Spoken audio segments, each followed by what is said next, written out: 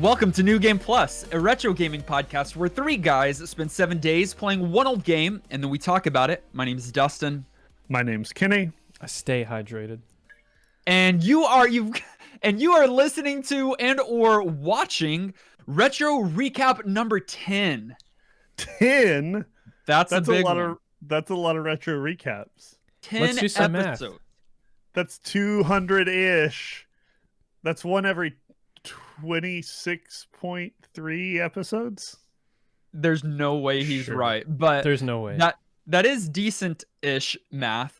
Every 20-ish episodes, we attempt to record an episode such as this. 0.1. If this is your very first retro recap, well, do not fear, because Kenny is here.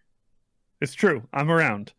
A retro recap, if you don't know, is our chance to just kind of mix things up for a week. And instead of being retrospective about a specific game, we're retrospective about our podcast.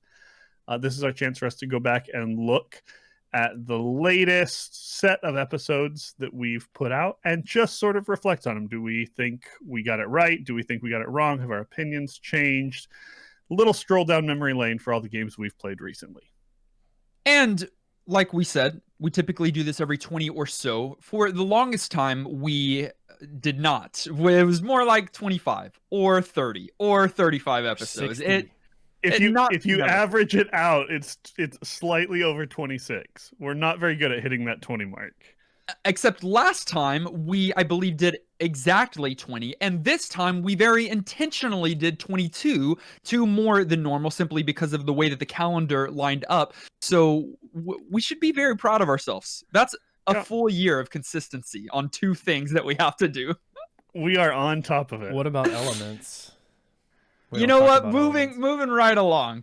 So we've got 22 different video games, retro video games to talk about in this episode. It's probably going to be a lengthier episode than our standard episode. But if you're looking for our regular week-to-week episode, then just wait 7 days is a week. And then you can listen to the next one that's right around the corner. But I want to start by giving some statistics over these last 22 episodes. Are you guys ready to hear some of these? Yeah, I'm ready. I got my snack and my water. Are they one and the same? He's Yes. hydrated. All right. So out of the 22 episodes, 13 of them received New Game Plus status. 9 did not. Wow. We were generous. We're generous, but we've always got to remember that Patreon pulls and producer pulls, at this point, we're going to have better, stuff coming in. We also agreed a lot, I feel like. Agreed? We did. I was looking at the list and we had unanimous. Yeah, sometimes votes. we're way more divisive than we were. Maybe we're just merging into one podcast person. One super host. And one super host. Everything is a simulation. Yeah, that's some of Kenny's theories on these last 22 episodes. The oldest game that we played in these last 22 was with a guest.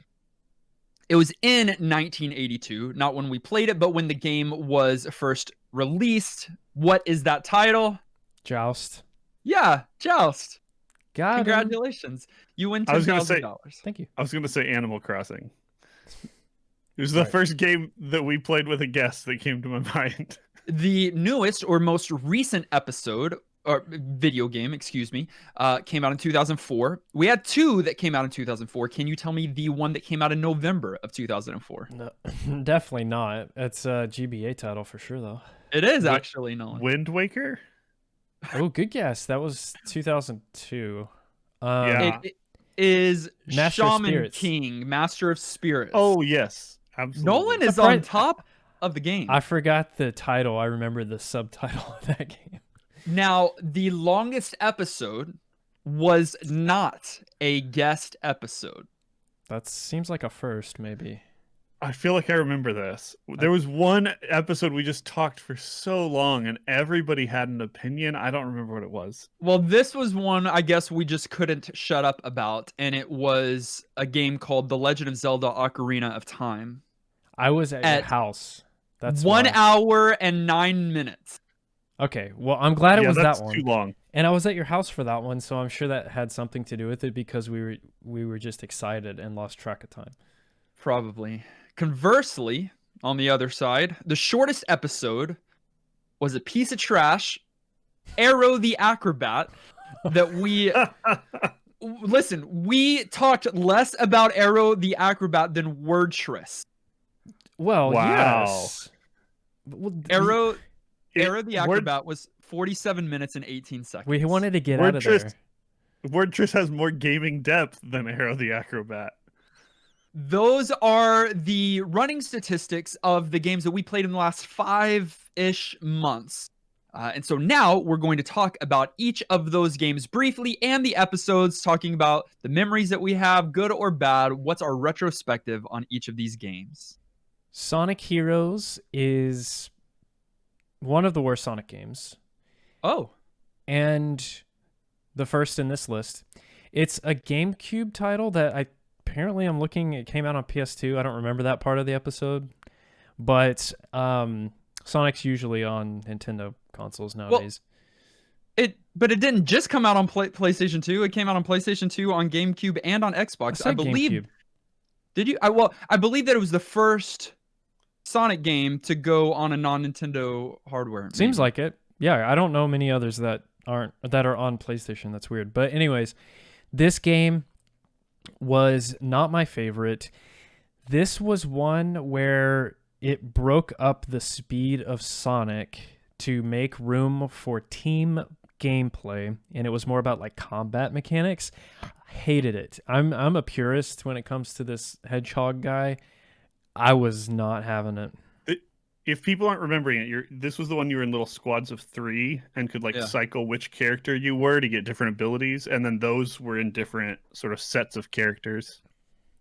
And it was the largest playable cast in any Sonic game to that point of when that released in 2003.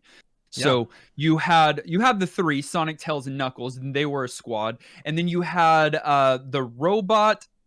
And a dark squad. Shadow. But you could play Dr. Robotnik in one of them. Is right? Yeah. No, I'm getting confused because we played 2 Sonic games, and in one of them you could play as Dr. Robotnik and others in his squad. That's the one with the little Digimon island, the Pokemon island that you take them to. But in this one, is this one the one where you have the 3 different squads and they play differently from one another? Like one of them? Okay. One of them had to like solve clues or do puzzles instead of, or it was collecting items. Ugh. Got you. I just remember that it was the slowest Sonic I've ever played. And when you're playing Sonic, you've got to go fast. And if you're not going fast, you're doing something very wrong. Yeah. And because of that, none of us liked this episode. This game. It was 3 no's on New Game Plus. Yeah. It was not only because of that, it was the voice acting as well. Do you remember Tell's voice actor? They had a real 8-year-old kid do it, and it was garbage. Wait, that's confirmed, or you made a joke about that being? No, that's confirmed. Yeah, I'm not surprised because that's what it sounds like. They tried. This was around the time they were trying to build out Sonic as a universe. They had like a show. I never was into it. It was weird. Just no. Don't play that one. But we then had Kiana Mosser join us as our first guest of this set. She is a pixel artist, a designer, a coder, and she joined us to talk about the game Joust for the arcade. Which, even though it's a big classic, I never played, and I didn't realize you ran around on birds. That's kind of nonsense. Yeah, I kind of goofed and admitted that I'd never even heard of this game. I think because this is like a classic arcade game. It's a huge title. It's old. Capital C. Yeah, capital K. Absolutely. This is a big title.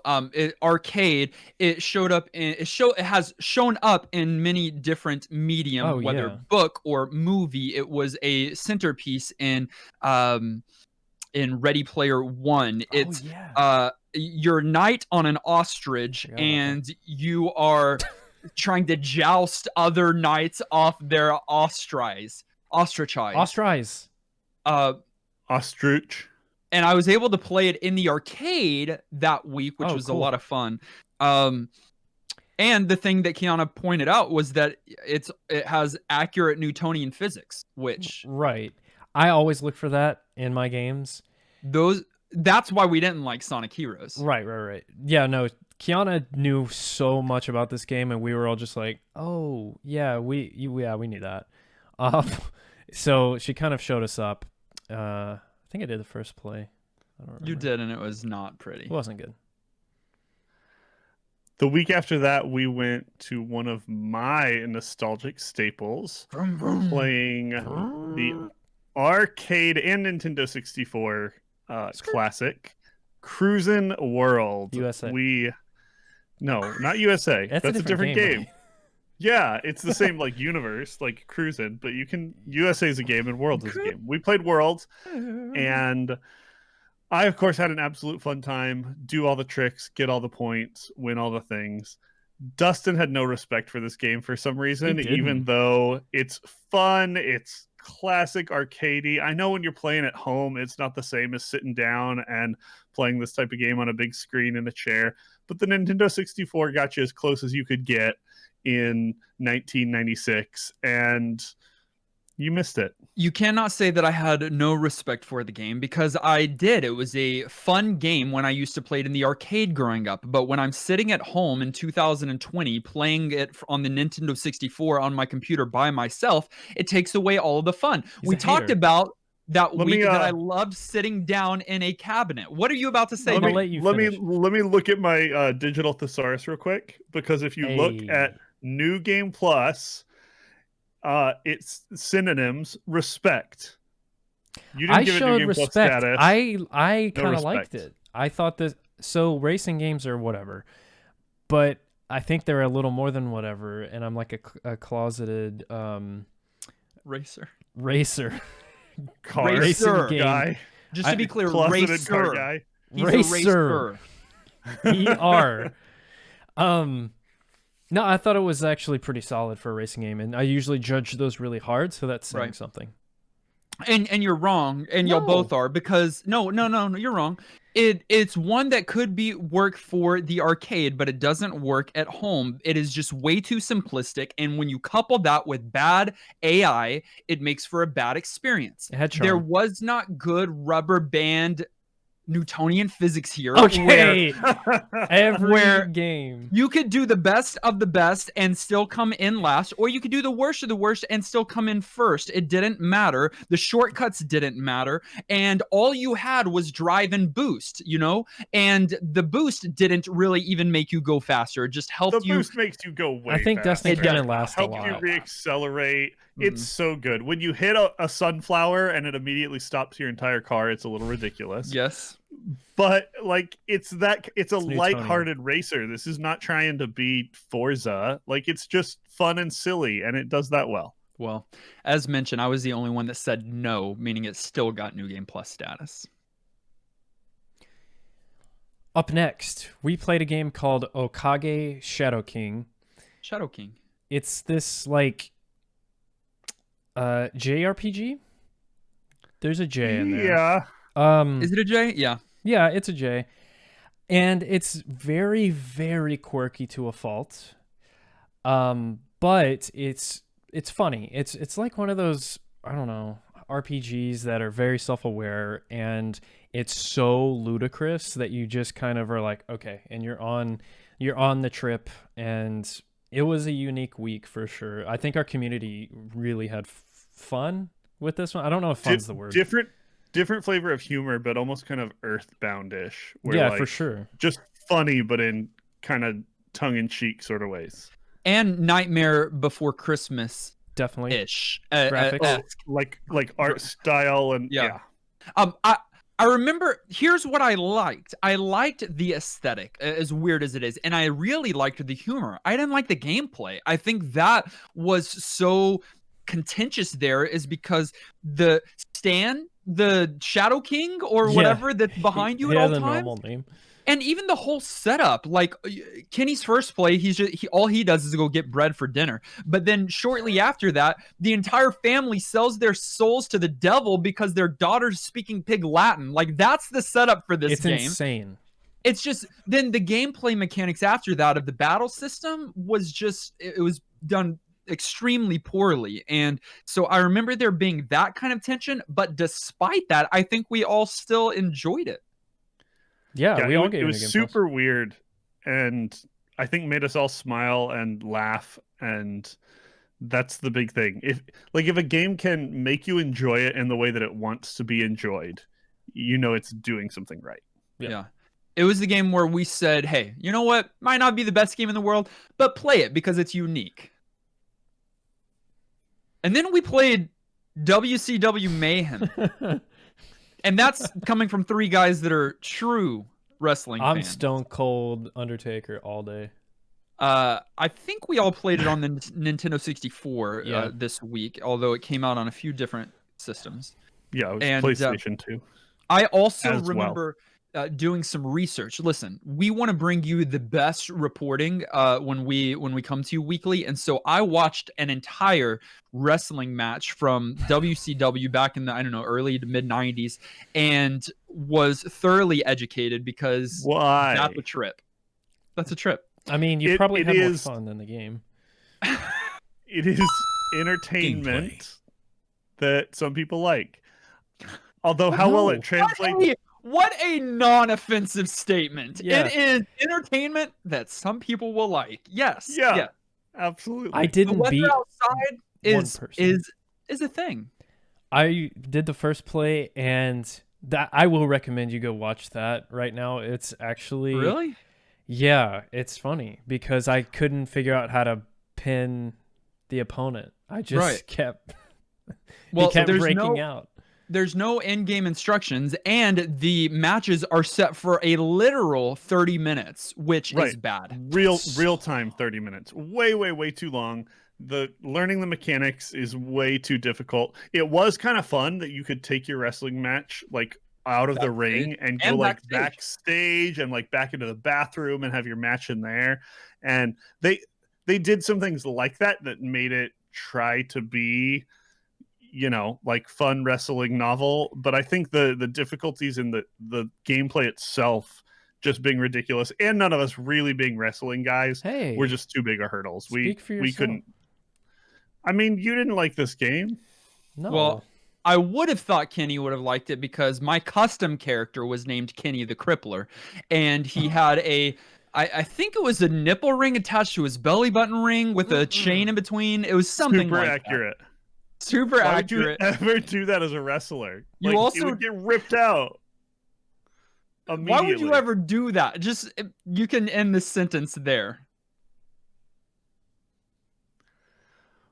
After our wrestling adventures, we went back to the Sonic universe.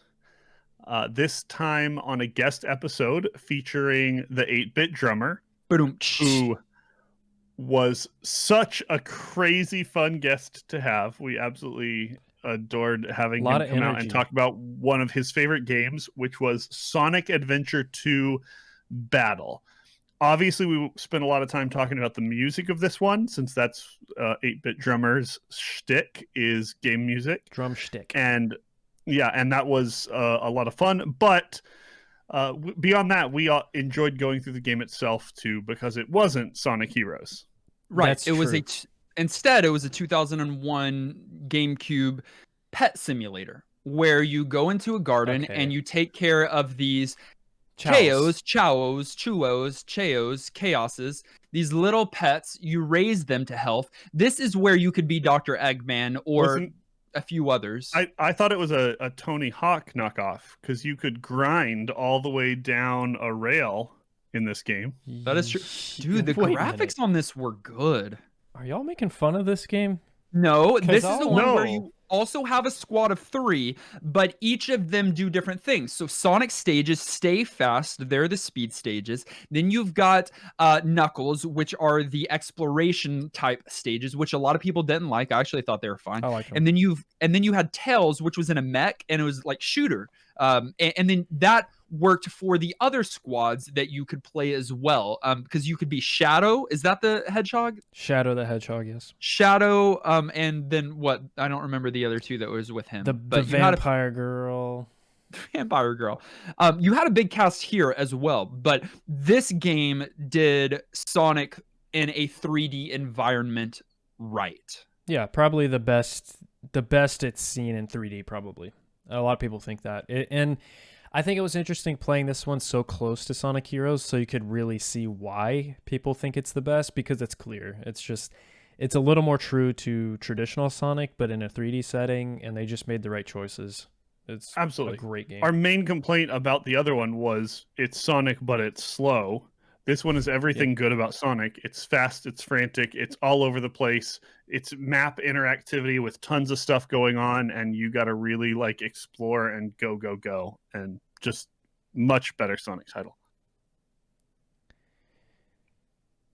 The next game is called Marvel Superheroes in War of the Gems. And this game is about Thanos taking the Infinity Gauntlet, and then he snaps and all the main characters vanish. And then, what other spoilers? I've never seen. No, will you quit giving all the spoilers? I think Iron Man is in it. No, this is like a... I mean, this is that story. It is the whole... Oh, is it? I was trolling. War of the Gems is absolutely about the gems. Okay. I mean, the movies were based off of this video game. But you have... This is the one where you could select one, or you could select different... They weren't called Avengers, but different of these heroes, right? You had Wolverine, Spider-Man, Iron Man, Captain America, and the Hulk. Wow, I just went through all 5 of them. And they played... Some of them played the same as one another, but you could select which character you were playing and which stage you were going to and which gem you were going to use on your character. The idea there is kind of cool. Yeah, this is one of those I loved the concept of and wanted to like, but then the implementation of it ended up just being so static and like, oh, I had a terrible time on the first play here. I played like the slowest character on the slowest level and just absolutely hated everything about it. Well, they move so slow, and they tried the speed stone. They also take up 90% of the screen. Yes, they were big. That's why. Because the ratio of your character to the environment was so ludicrous. Like, they wanted you to see the detail, and they looked great. The characters looked like their characters. But oh my goodness, the pacing was terrible. It was so incredibly slow, and I don't even like superheroes. Repetitious enemies, repetitious gameplay. Yeah, this one was definitely good concept, totally missed execution. This is a Capcom game, though, which typically Capcom does really well. We have had Capcom games that we haven't given our vote for New Game Plus status, and this is one of the few. We all 3 said, hey, the game's just unremarkable. Like, it's again kind of cool. 5 heroes that you would want to play. They operate kind of differently. Multiple stages that you can choose from, a la like DuckTales. Customizations, all kinds of neat concepts. Yeah, like I even remember, and I'll remember this game because like I would select the Hulk, but then give him the Speed Stone so that he wasn't the slowest thing ever, or I would get a weaker character. Like even Spider-Man and Wolverine and Iron Man, they can get to different areas of the stage that other characters couldn't. So a cool premise, but it just didn't work itself out in practicality. And so we all just said no. And then we moved on to a game that we had been waiting for since the beginning of our podcast. This was one of our first producer pools, which is a much smaller pool of games. If you would like to be a producer or a patron, you can go to patreon.com/NGP podcast. But from that very small list, we finally pulled The Legend of Zelda Ocarina of Time, the 1998 Nintendo 64 game, and one of Nolan's favorite video games of all time. Yes.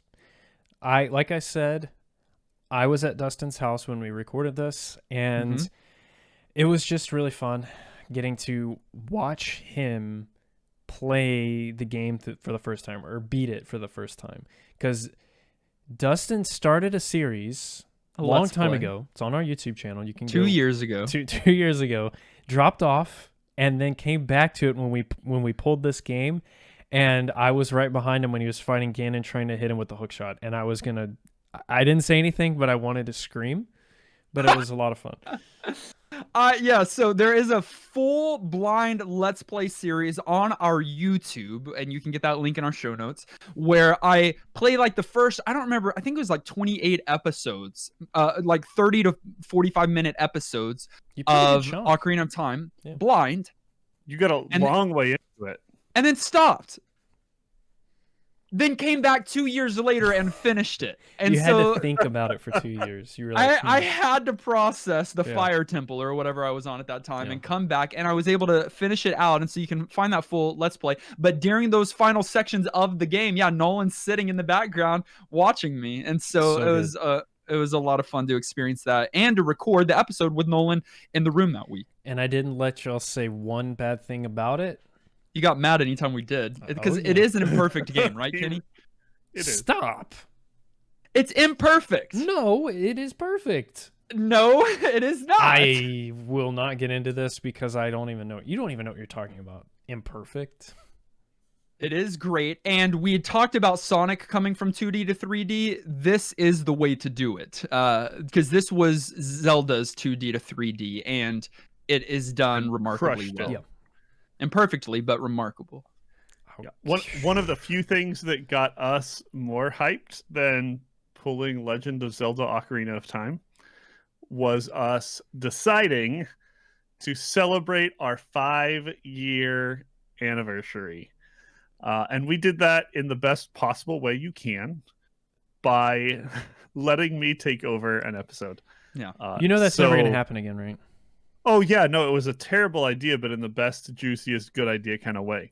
Don't say juiciest. Hold on, because it wasn't just you taking over the episode. You took over the week, Kenny. Like over the world. Everything was in your control, meaning that some of our listeners got pizza delivered to them that week. We gave away a Switch Lite. We sold Kenny themed shirts in our store. We did Kenny themed T-shirts exclusive. So it was an entire experience. It was a fun, crazy week where we just threw everything out the window and did all kinds of new and different stuff. Super fun. And I got to pick the game. Mm-hmm. So picked an NES favorite of mine, Teenage Mutant Ninja Turtles 3, The Manhattan Project. And you guys got to play this one together. Joint first play. A little couch co-op. Yeah. So the idea was, I told Kenny I was going to go to Wisconsin. It was a surprise for Dustin's birthday, so we couldn't tell Dustin. People where I live. Hey, let's wait until we get there. You couldn't tell him, and so we played it perfectly so that Dustin and I could play couch co-op with this multiplayer NES game, and we beat it. We beat it, and then just went looking for other retro games that we could play co-op together because that is so much fun. It's the best way to play retro games, and I hate that. Like, the world of multiplayer today is magic, and the fact that you can play with people all over the world just through your magic box is cool. There will never be something as novel and fulfilling as sitting next to someone in the flesh and playing a game with them, though. So I love that era. Love you got to do that for this. And it was an incredible game to play together, but Kenny picked an incredible game on its own. Like, this is a marvel for being an NES title from 1991. It is an early game in retro gaming history, but you could play as any of the turtles. You could change out and play as another turtle. Different play styles. Have different play styles and specials. The artwork was just done remarkably. The episode is special because ton of enemy variety and boss variety as well in there. It would just everything. The episode is special though because Kenny's in charge, and so a lot of things didn't happen that normally do, or did happen that normally don't happen, such as when we got to read viewer commentary, he only read up into the part that he agreed with, and then he would stop reading their commentary. Oh, gosh. Well, yeah, people are wrong, and you shouldn't. They are wrong. We're not in the business of sharing fake news or disinformation. It's a real problem. I'm gonna ban you from Twitter, Kenny.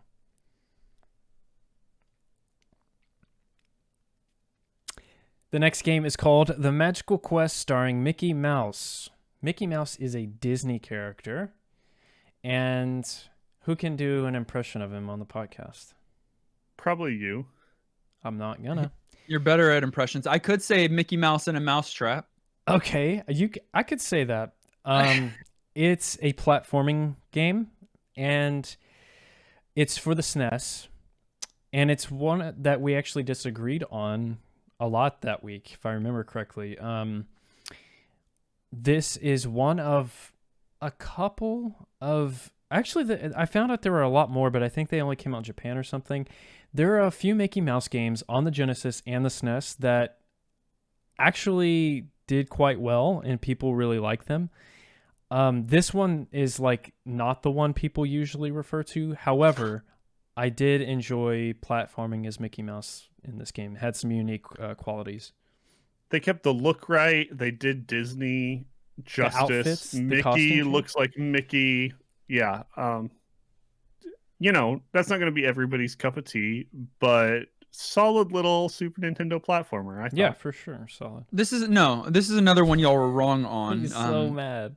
It's not. It wasn't good. I did the first play this week, and I started saying, "Hey, this is good." It's Capcom again, so the quality is there, and the pixel work is there, and things are there. But I just thought that first of all, Kenny, you said that the plot was John Wick, which is problematic to begin with. Why did you say that? He said the plot was John Wick. Isn't it like Pluto's missing or something? Pluto's missing because that big guy stole him, and then the big guy is all the bosses. Somebody messed with his dog, and he's out for revenge. The only place that I agreed with you is that the bosses were pretty cool. It was kind of like Cuphead. Do you remember, Nolan? Yes. Because all of the bosses, even is that the skateboarding one, or is that a different one? No, that's the grapple one. The skateboarding one's the ice one. But yeah. Kind of some really cool things, and then your character had different costumes, fireman costume and the other costumes that you could cycle through. But I just thought that those costumes weren't used to their fullest potential, that the pacing was completely off on the stages. Some were so short and easy, some were so long and easy, some were so long and hard. None of it made sense, and it wasn't worth playing. And it made me even more frustrated that, Nolan, you said that you could see it being someone's favorite video game. I don't understand that. Sure, it is Capcom succeeding as they usually do. I think the Marvel one was the one-off. This is Capcom quality. It was good. Yeah. Notice the trend of who dissents and how wrong he is. Notice the trends. Y'all are sheeple. I'll just say that. Then we had The Legend of Zelda, The Wind Waker, a 2002 GameCube video game with guest MC Moffat, who is the Legend Zelda man himself, that puts on Zeldathon every year. This is something special. You fell in love with the character. This is a love story. It was my very first experience with Wind Waker. I had watched other people played it, but had never played it myself. Get this, you're hearing this correctly. In the last 22 episodes, we played both Ocarina of Time and Wind Waker. Yeah, I was on Cloud9. That's a big deal. I freaked out. And so MC Moffat selected Wind Waker as his favorite game. It's the second attempt at 3D. For Zelda. Yeah. No, and they went something totally different, which when it released, totally different, made a lot of fans angry or frustrated, but it worked for me in every aspect. Yeah, so the whole traveling by boat mechanic is unique. The art style, being that sort of like cell style, is a totally different look. And I am convinced that Dustin bought a plushie because he likes the way the character looks so much and cuddles it at night. It's the third 3D Zelda, but I'll give it to you. It's the second attempt at 3D because Majora's Mask just looks like Ocarina of Time. Probably it's the same engine. So like this was the deviation from like the darker side, the more mature side of Zelda. And this was an interpretation that was just Nintendo being like, let's just try this cartoony, like cell shading looking thing. And it ended up aging better than like any game of all time. It's such a magical game, and I really liked watching Dustin talk about this version of Link because he's so cute when he does the sidle. Yeah, the sidle thing. He's cute at all times, but especially when he does the sidle. The eyeballs, yeah. It was great having a guest that was so crazy knowledgeable as well. MC Moffat did just an amazing job, really shared some cool knowledge with us. We loved having him. I honestly think, and I thought, and I still think, that Wind Waker is near pinnacle Zelda. I prefer it to Ocarina of Time, and you'll allow me that. Yeah, right? Sure. I think Ocarina of Time still wins out in the OST, but I think that's about the only area because the graphic, how Link is in, or the young boy is in Wind Waker, how they utilize his eyes to be the Navi in the thing, the whole ship mechanic, creative. and I didn't even get deep into it. This is one of the few games this time where I was like, I'm going to keep playing after we finish the episode, and I did, and I've still got my walkthrough up on one of my tabs in Chrome, which is probably bad, but I do that when I think I'm going to come back to it. Right. We all definitely, I mean, we didn't vote, it was a guest episode, but we all really enjoyed this game this week. However, we did not enjoy the next game. So much so that I don't even really want to talk about it because we already previewed how much we hated Arrow the Acrobat, and the amount of hate we had was a lot. What was wrong with this game? This game, the soundtrack was so obnoxious and grating. Like, Circus is just a hard theme to do well and not make people go crazy. And then everything else about it was bad too. I played the first play on this and couldn't even get past the first level. Yeah. Well, but it's not even your fault. It's not your fault because it's just they just vomited onto nonsense. This level. It's not. There's no cohesion. The level design's some of the worst I've ever seen. It goes vertically because I don't know, trampolines are in the circus tent, so you go up, and he's a bat that can't fly. It's just infuriating in almost every way. I cannot tell you to avoid this game enough. It's so bad. It's one of the worst games we've played on our podcast, and we played 260 whatever games. It's bad, and there's very few, if any, redeeming qualities. Circus is already something difficult to do well, and when you do it wrong, it just makes it extra painful. What made it extra painful was to see David Brevik's name on the credits of this game. Do you remember? It's a fluke. Our bud, from friend of the show. Back, friend of the show for sure. Friend of the show. We helped Davey B with Diablo 4. We helped create it. We did. Yeah. He asked us. Even though David didn't. No, David's not a part of it. He hooked us up with Blizzard though, and we told him how to make it. Arrow the Acrobat is bad all the way around. It was one of the few games where I forced myself to come back to during the week and hated every Our moment community with it. didn't like it either. Yeah, it was cold garbage. It wasn't even hot garbage. Not even gonna give it the hot. Nope. Cold garbage is worse than hot, huh? The next week we moved on to bigger and better things because we had Kang Gaming join us for an episode, and Kang Gaming chose Ghosts and Goblins. Now, this is another capital K classic arcade title, also on the NES. We played the NES version. I think most of us did.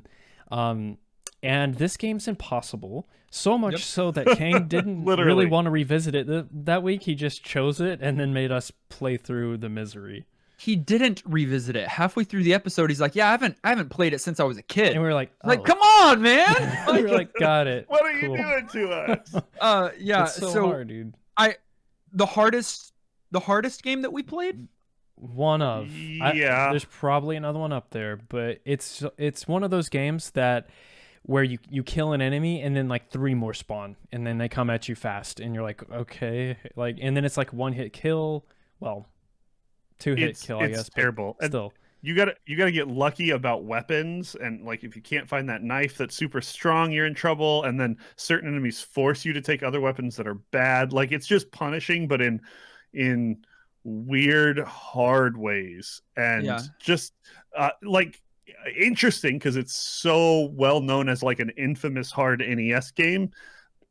But even that isn't enough for how difficult this game was.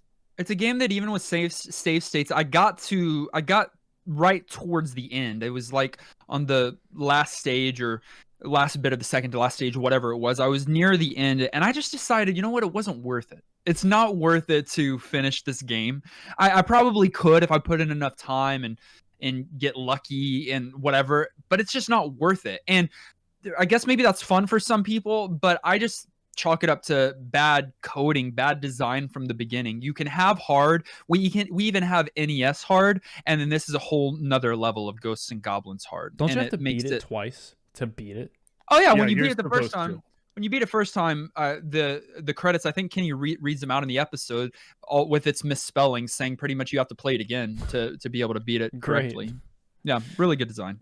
We all didn't give it a vote because it was a guest, but you know, it's one that you need to know about, but it's one that you most certainly probably don't need to play. No. Certainly don't need to beat it.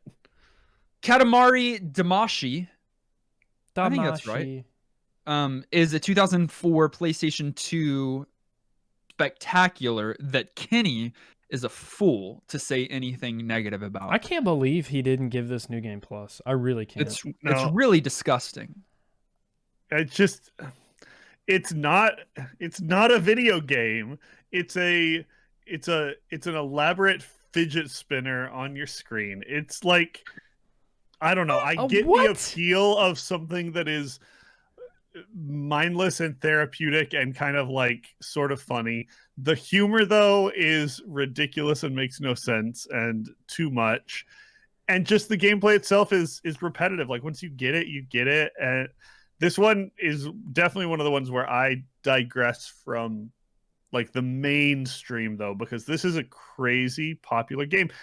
If you don't remember, this is the one where you roll up all the stuff and then that ball rolls up into bigger stuff and so on until you've like taken over the universe. But you're picking up everything, including people and animals. It's hilarious. It is masterful. It's so creative. It's so good. Yeah, the game is a vibe. Okay, from as the kids would say, from a bad vibe. From the graphics to the audio to the story, that's insane. You're a little prince, isn't that what you are? Little prince. Yeah. Trying to please your dad, who's like king of all cosmos, and he's just a drunk, alcoholic, abusive father. And you're having to roll up, just literally everything, and it's bit by bit, size by size. You start with small thumbtacks, and you end up with the Loch Ness monster and the like largest buildings in the world. It's absolutely great. I'm glad you guys are into genocide, bro. It's so good, and like everyone thinks so. It's not one of those things where it's like cool to not think that it's good. You're wrong. Kenny I'm okay said, with not being cool. Kenny said that this game is cheesecake, which I could explain it right now, but I'll let you go listen to the episode where he explains it. Nice plug.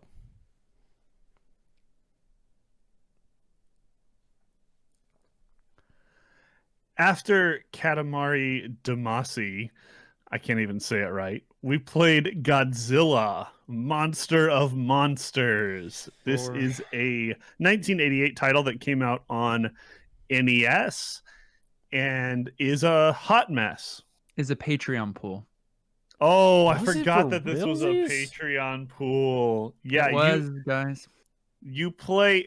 This isn't really a platformer. It's like a sort of a side-scrolling, kind of action-y, kind of beat-em-up nonsense where you can play as Godzilla or as Mothra, and you take on a series of bosses. You go through this weird like grid-based system in space and hate yourself for choosing to do so.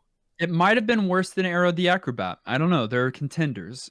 They are very, very bad. This one, I said it was a Patreon pool. One of our users submitted it because it was like Godzilla's 50th birthday or something like that. Oh. Which is super fun. Like, I like circling back and shouting out a fun franchise. Well, we were burned by a Godzilla game early on in the podcast. That one wasn't that bad. We were. Compared to this one, no, it wasn't. But it wasn't as good. bad as this. So you're right. It wasn't great. The only redeeming quality in this game is that you get to play as Bathra. Bathra? Did I say that? No, I don't know. I said it just now. Mothra. Mothra. It just sounds like something I Is she your bae? Yes. I spent the whole episode talking about how beautiful she is. You don't go look up Mothra fan art? She's a strong, probably a thing. Strong, independent woman, and you've got to respect the grind. She knows what she's doing on that. This is also the game where I believe that the programmers, the developers said, you know where we've got this whole controller. You know what would be a good place to put their special ability? On the start button. Oh, yeah, I remember being so upset about that. There were literally normal person buttons that went unused. Normal person buttons, yes. Yeah. There's two buttons on a Nintendo controller, A and B. They both did the same thing. So you could have, you could have used one, or you could have had press both of them, or anything, but no, or select. Select is the one to use. Instead of pause, they made the start button a special ability button.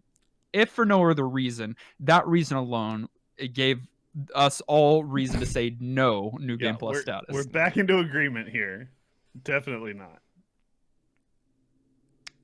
The first GBA game in this set of games that we played is called Shaman King Master of Spirits. Now, this is an anime and a game series that I'd never heard of. I was a GBA boy, but this one was a surprise to me. And it's almost like a Castlevania game. It's like sort of Metroidvania. Or Metroidvania. Yeah. It's like it's like a RPG / Castlevania kind of thing. And honestly, not too shabby. Like, it had some pretty surprising stuff. I think the theme for maybe all of us that week was like, what is this game? And then we played it and we were like, wow, okay, that's pretty cool. Yeah, this is like the anime. one that the ensemble cast got dumped on your face in the first 15 seconds of 20 of them, gameplay, where like 42 different cast members that we apparently are supposed to know who they are it's for all like anime speak kids. up and give plot. But yeah, if it's for an anime that like exists outside, it makes sense. And it jumped you straight into a game that was surprisingly better than I thought it was going to be. A little bit more depth, fun exploration, fun like content development as you unlocked different abilities, and it was really novel how they did all of that. And the handling of those abilities, some of them being passive, some of them being the things that you need to use in the real world, some of them being your attacks, and then you can put them on, I don't remember what they called them, but like these various tracks or whatever that you could use this set and then a different set. You could cycle between them and have it was kind of a cool concept. But I just remember some of the Metroidvania concepts being lost when you had this overworld that you were traversing through, because you had this overworld map that you were traversing through rather than staying in the world, which is what Castlevania and Metroid tends to do. And it made it more laborious because you were doing so much backtracking through stages that you've already beaten. And so, and then there wasn't any kind of fast travel system in this game. That would have helped. So it just became tedious after a while. It did.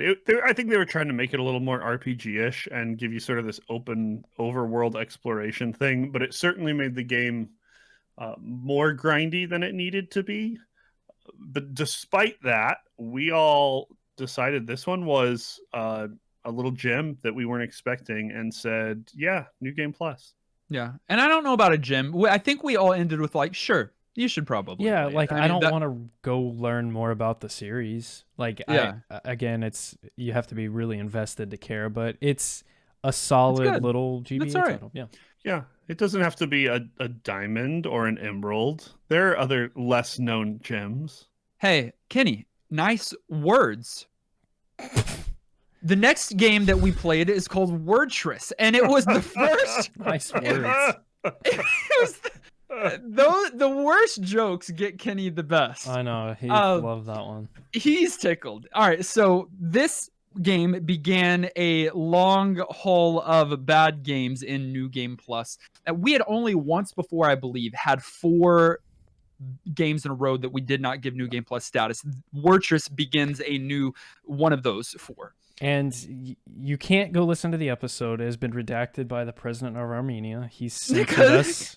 He did not like us talking about him making the game, even though it's true. Even though it's true, yeah.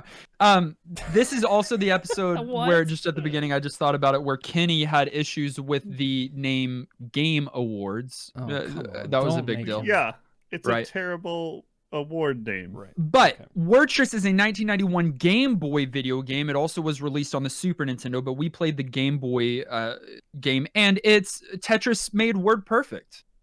That's such a joke. Blasphemy. Tetris made worst perfect. Yikes. The fact that they thought they could put the word You Tetris suck. on there. Hold on, Nolan. You suck, Kenny. Yeah, that was terrible. Yeah, All right, so Nolan.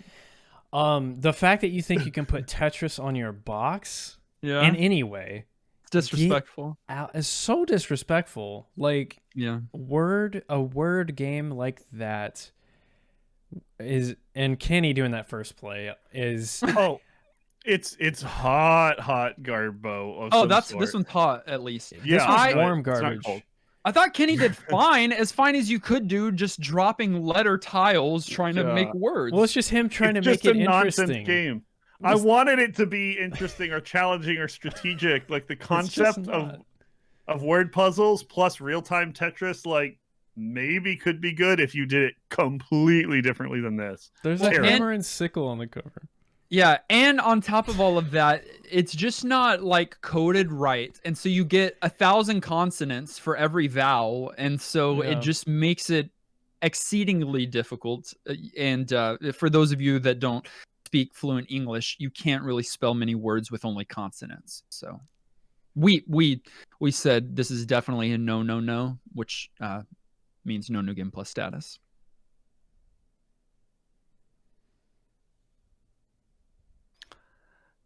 The next in our run of failed video games was a 1995 PlayStation title called Tactics Ogre. Let Us Cling Together.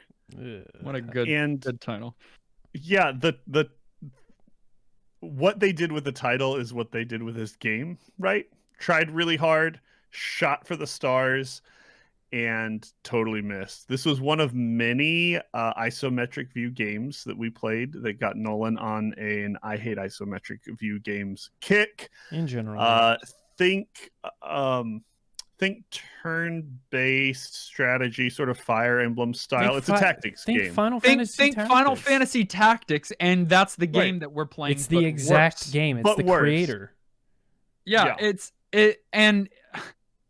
it is Final Fantasy Tactics in the way that it looks, in the way that it plays, in the story that is given. Like, it's all of those things except without the extra quality that is Final Fantasy. And here you've got all the same victory conditions for the most part, so it makes all the gameplay the same. The first 3 battles you don't even fight in because you can't get to the battle on time. It's just weird slow pace early on as they try to like teach you the game and ramp you in. They don't. They don't.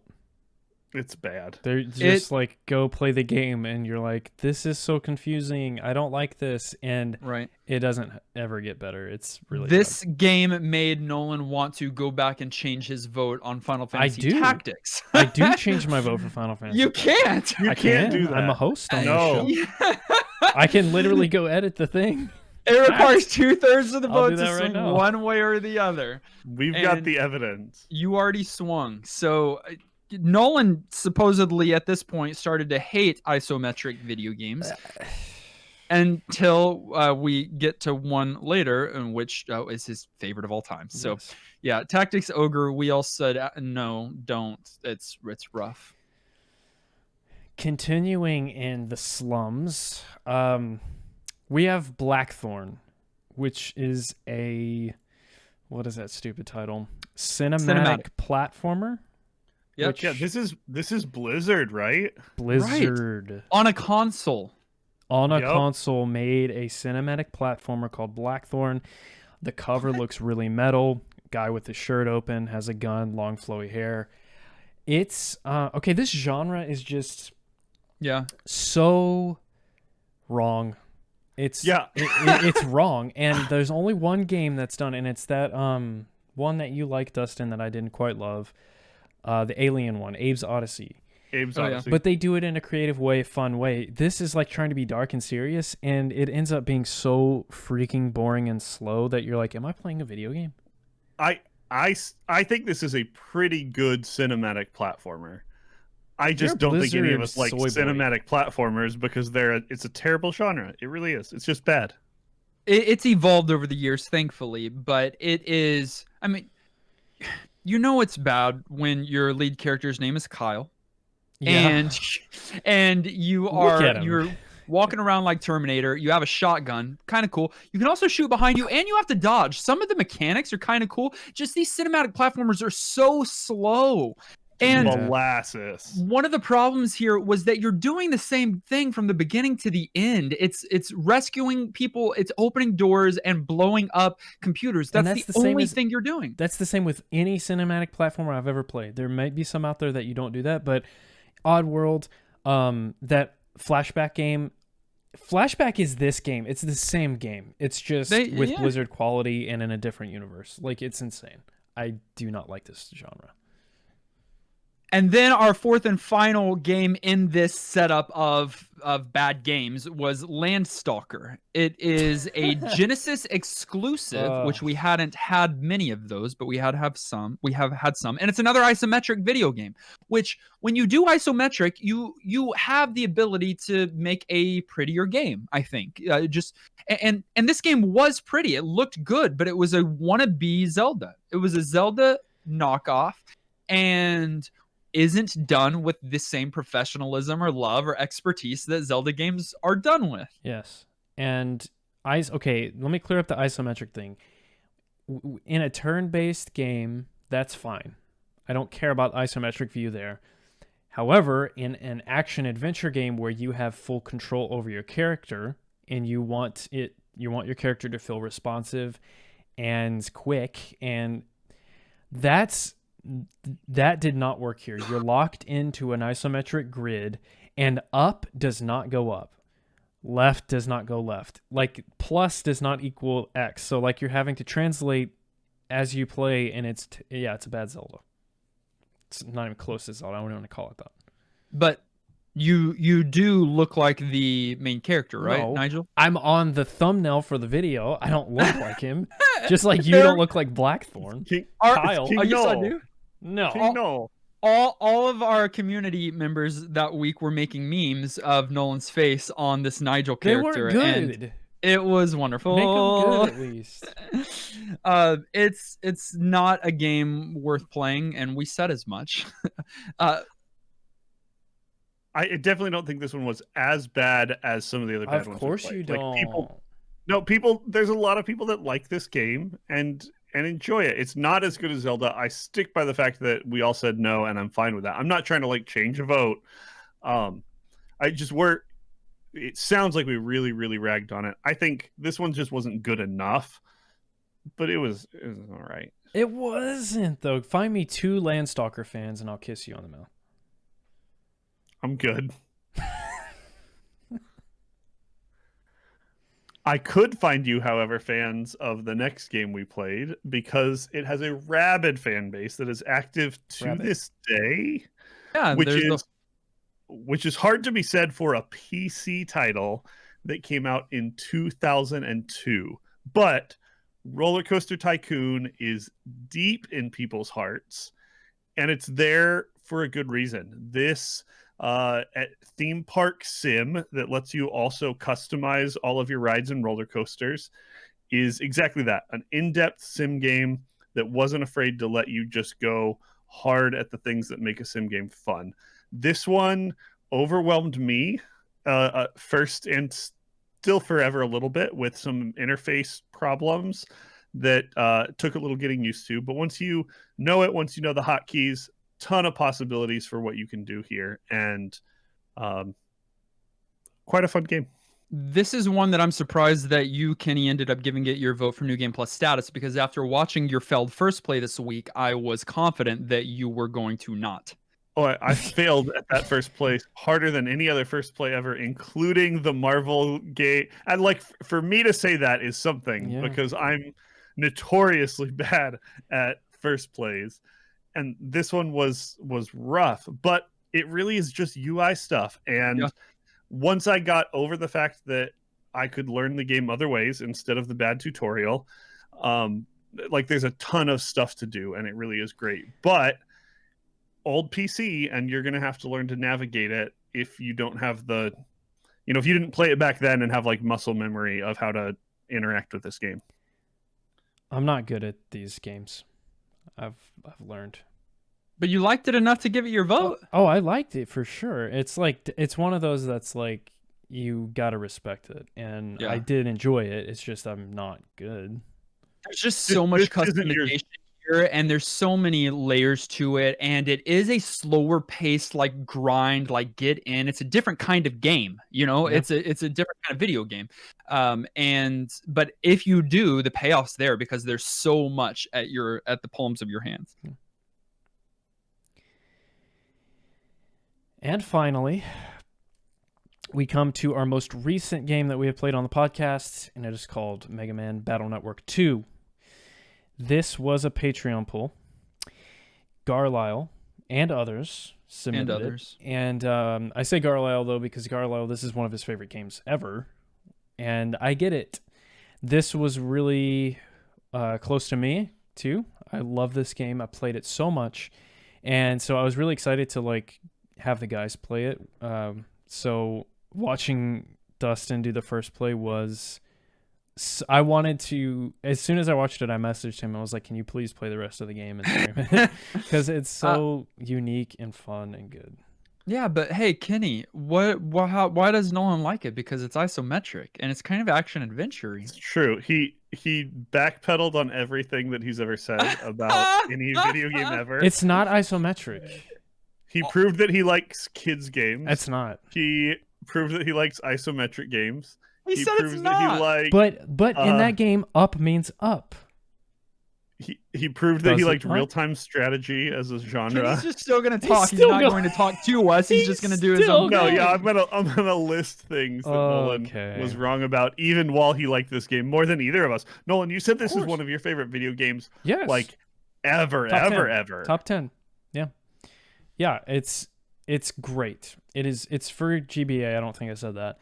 And it's one of those Mega Man spin-off series like Legends.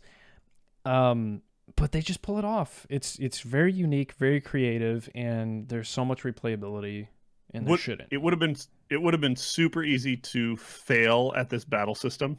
Yeah. The whole grid-based thing. Yeah, it's complex. But they absolutely nailed it. They found a sweet spot of strategy and versatility and options and different styles of play, and letting you kind of customize, and a really, really good game. It's one of the few, again, that I played after we recorded our episode, so I even have that walkthrough still up, and I hope to play more of it, but I have moved on to our next game of the week, which is Final Fantasy IV Advance, which we're not talking about because we haven't released that yet, but that will be in our next retro recap, which we've got some cool things planned for that. Not going to give anything away yet, but we even talked pre-episode today. We might try some new things that we've never done on the podcast before. Hey, stay tuned. Stay tuned. Stay tuned. Now, at the end of every retro recap, I've got two questions for you guys as well as for myself. They are, what one game would you encourage people to go back and play? And what one episode would you encourage people to go back and listen to? So we'll start with the first one. What one game would you encourage people to go back and play from this list of 22 games? I mean, it's impossible for me, but I have my answer. There are 2 Zelda games in this set. Never happened before on the show. You don't have to pick them. Huh? You don't have to pick them. Oh, yeah. I can pick both of them. Unless you didn't say I could. No. Pick 2. No. I absolutely must tell you that if you have never played the game Ocarina of Time, you must play it. It's a must play. Unanimously, across all genres, it's a classic. You have to. It's so good. So that's my answer. Not as good as Wind Waker. All right, Kenny, stop. I'm going to assume that everybody has played Ocarina of Time. They may not have, but I'm gonna give it as a given, at least for our audience, and say that if you haven't played Mega Man Battle Network 2, hey, that's what you need to go back and play. Go. Yeah, it's just, it really is a good game. I don't know what it is. The tone is fun. It's Digimon, but like not annoyingly so. And it'll make you roll your eyes, but in a good Mega Man universe, kind of unique gameplay way. There were some nostalgia bombs here that I would have loved to have shouted out, but this one kind of took me. I'm proud and of you. You want to know? This is the one that I'm going to say. The one game that you should go back and play is Teenage Mutant Ninja Turtles 3: The Manhattan Project, and you should play it with a friend, couch co-op, because I've already said it's a great game in its own right. When you're able to play beside a buddy, a pal, an amigo, it just takes the fun level up to a whole nother level. Kenny truly picked a really good game, and here's the thing that I was amazed at that week is that this is one of the best looking and best experienced NES games that we've played, and that I think is on the system. And I don't think that it makes many lists of NES bests. I think it's one of those that is probably slept on a little bit, and it's just really good, which, you know what, shouldn't surprise us, because those Ninja Turtle video games by and large are pretty good, aren't they? Like the arcade one, Turtles in Time. There's some really good turtle titles out there, and this is one of them. Yeah. The second question was, what one episode would you encourage people to go back and listen to? We'll go in the same order, so starting with you, Nolan. Okay. So this might sound a little weird, but not every episode has to be good. Not every episode needs to be about a great game, and we don't have to agree. So I'm going to recommend that you go listen to the Arrow the Acrobat episode. Not because the game is good, but because it's fun to poop on a game every once in a while, and poop we did. So that's the recommendation I have for you. All right, Kenny? I'm going to say that people should go back and listen to Katamari Damasi. I didn't like it, but the fact that we didn't, and the fact that it's such a unique game, I feel like made it fun to talk about, a little bit controversial. It was unique and different, and like both disagreeing and just having a game that was unlike any other game we've ever played. Truly one of the most unique games, quote unquote, because it isn't, that we've played on the show. So yeah, listen to that one.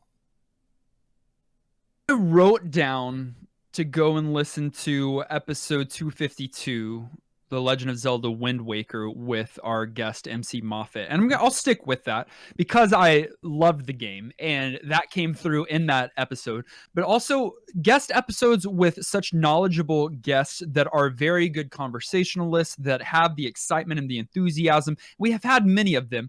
MC Moffat was one of the standouts, and talking about this game that kind of just blew my mind, that Nolan had a lot of already affection towards. And Kenny thought the guy's eyes were too big, but not MC Moffat, but I was like, don't put me on blast. He's a fine-looking. But I believed that Kenny respected the game for what it was as well, and it just made for a really, really enjoyable episode. What did you almost say? You were about to change your mind. Well, no, that's the one that I had down, but I was looking through, like, there's not any like standout moments in that episode, and then I'm just going back and trying to think through some of the other ones. And I mean, Wordtress was most certainly so silly, an interesting episode, because we had to fill an entire podcast talking about letters falling down Tetris style, and we were all mad at the developers until we found out that, you know, the president is the creator. Respect. That would be another one. But also, since you asked, WCW Mayhem, three boys talking about wrestling and knowing nothing about it is hilarious. That is hilarious.